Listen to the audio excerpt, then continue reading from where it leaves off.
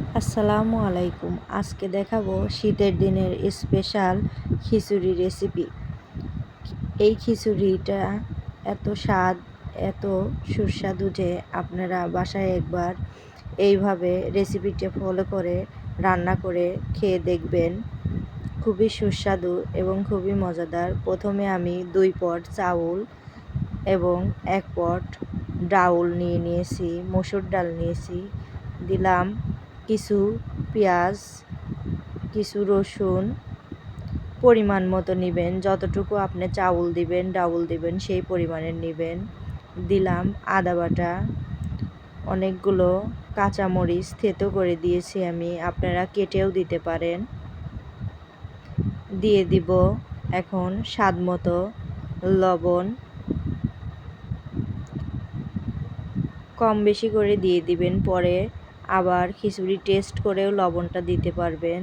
দিয়ে দিলাম 2 চা চামচ জিরে গুঁড়ো,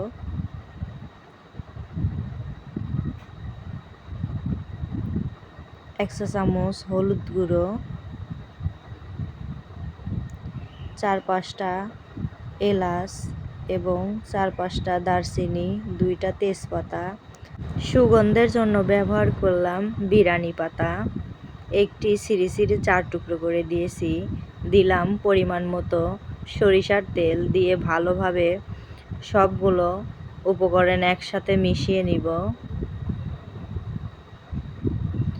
মিশিয়ে নিয়ে আমি দিয়ে দিব, যেহেতু নরম খিচুড়ি করব, পানিটা আমি পরিমাণের থেকে বেশিই দিয়ে দিব যাতে একদম নরম হয়।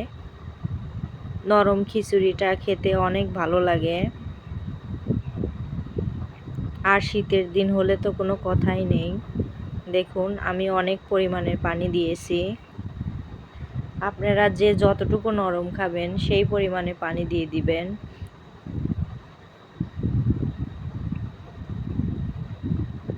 এখন চুলায় জাল ধরিয়ে দিয়েছি।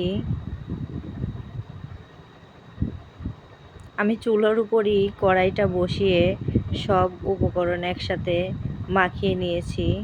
দেখুন একটু একটু বুদবুদ উঠছে, মানে আমার খিচুড়িটা গরম হচ্ছে, নিচে যেহেতু আগুন জ্বলছে।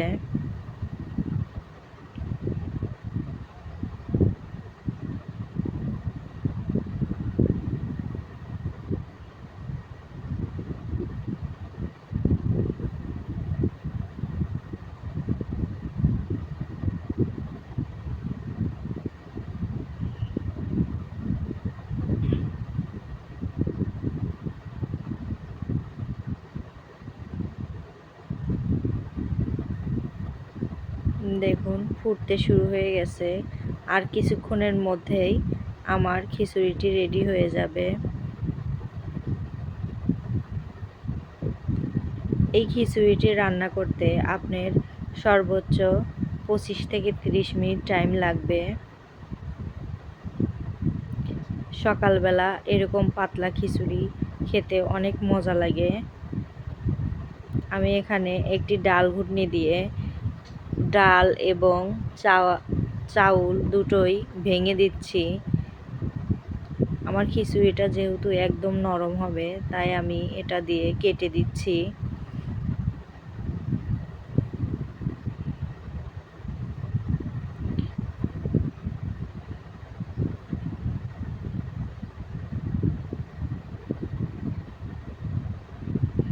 এখন আমি দিয়ে দেব কিছু ধনেপাতা,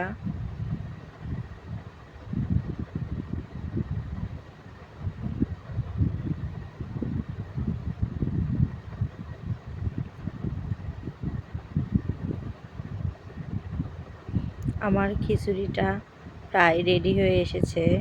দেখুন সিদ্ধ হয়ে গেছে, একদম গলে গলে গেছে।